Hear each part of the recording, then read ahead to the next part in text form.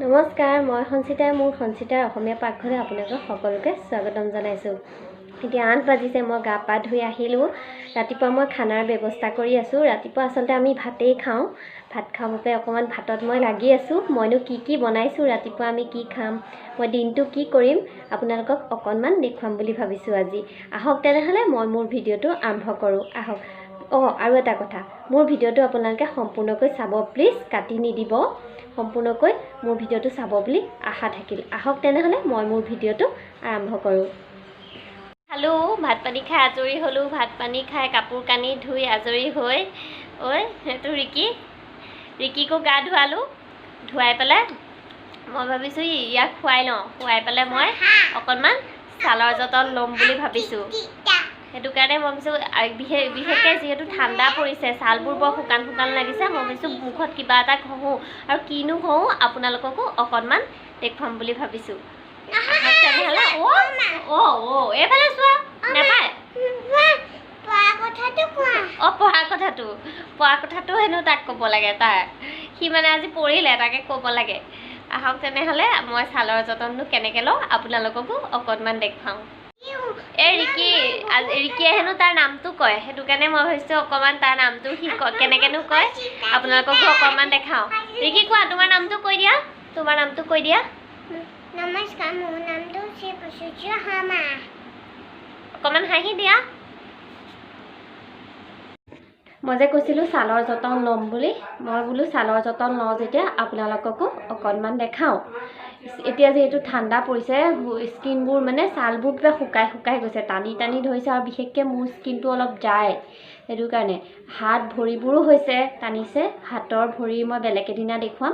আজি ভাবিছোঁ মই অকল মুখৰে যতন লওঁ, আৰু মই যেতিয়া মুখৰ ঘৰুৱা যতন লওঁৱে, মই কেনেকৈনো লওঁ আপোনালোককো অকণমান দেখাওঁ। আপোনালোকেও লৈ চাব পাৰিব।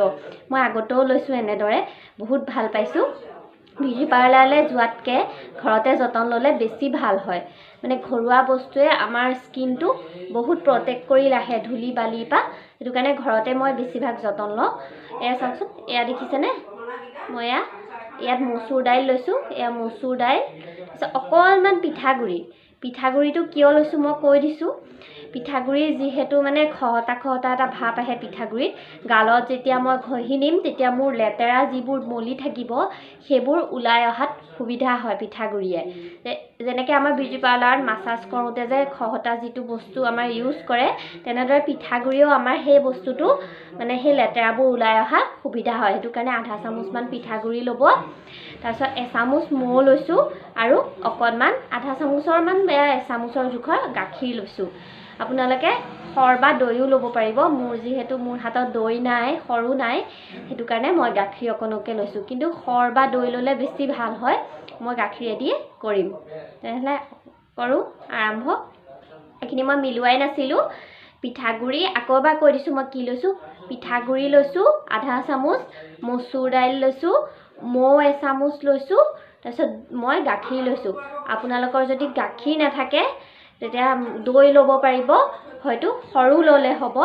মোৰ গাখীৰ আছে, দৈ আৰু সৰ নাই যিহেতু মই অলপমান গাখীৰ লৈয়ে আপোনালোকক মোৰ ঘৰুৱা ছালৰ যতন দেখুৱাম বুলি ভাবিছোঁ। আহক তেনেহ'লে আৰম্ভ কৰি দিওঁ। মই ঘঁহোঁ। প্ৰথমতে ফুটটো এৰুৱাই লৈছোঁ। ফুটটো এৰুৱাবলৈ পাহৰিলোঁ। ফুটটো এৰুৱাই লৈছোঁ। মই নিজেই ছালৰ যতন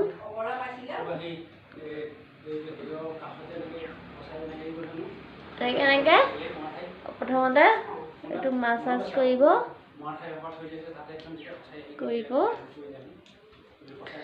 এই পিঠাগুড়িয়ে যেতিয়া এই মাছাজটো যে কৰোঁ আমি এনেকৈ যেতিয়া মাছাজ কৰোঁ, ইয়াত মুখত যিবিলাক লেতেৰা বীজাণু থাকে সেইবিলাক লেতেৰা বীজাণু ওলোৱাত সুবিধা হয়। এনেকৈ এইটো মাছাজ এনেকৈ কৰিব। এইটো এনেকৈ স্কিনটো সদায় এনেকৈ উল্টাকৈ টানিব।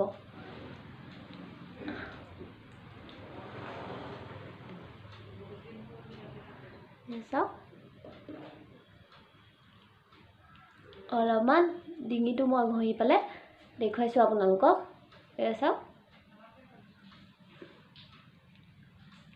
স্কিনটো কিবা কোমল কোমল লাগিব আপোনালোকৰ যেতিয়া এই মাছাজটো কৰি মই এতিয়া আধা ঘণ্টা থাকি দিম আধা ঘণ্টাৰ পিছত আপোনালোকে চাব স্কিনটো মোৰ বিৰাট ধুনীয়া লাগে কোমল কোমল এটা অনুভৱ হয়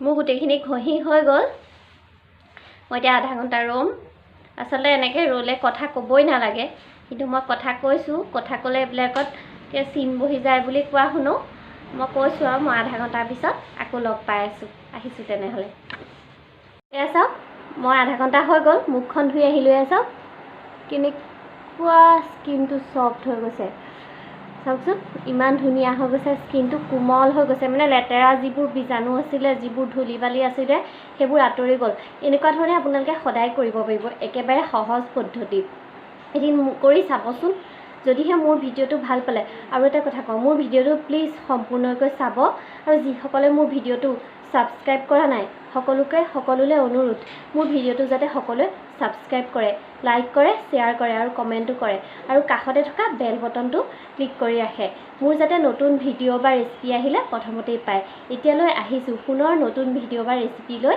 আকৌ আপোনালোকৰ মাজলৈ ঘূৰি আহিম ধন্যবাদ